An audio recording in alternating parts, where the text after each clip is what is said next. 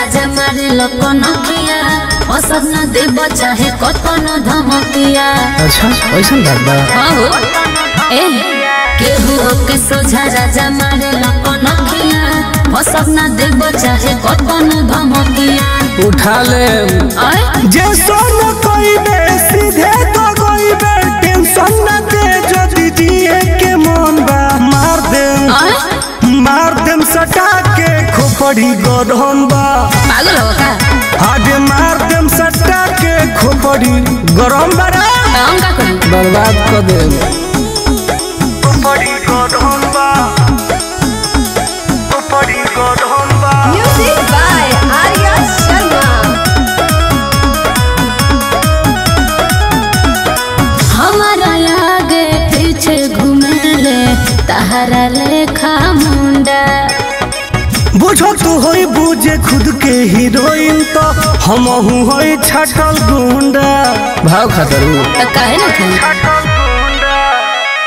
हमारा आगे पीछे घूमेले तहरा लेखा मुंडा।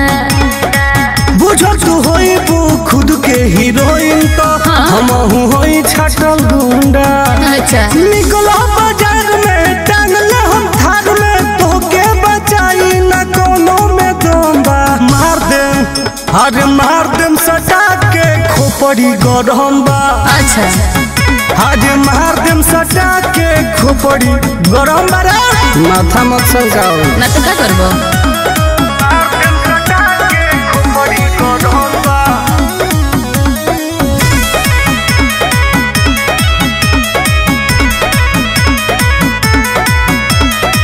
हमारा तनिको भय नइखे तहरा जसरंगदार से।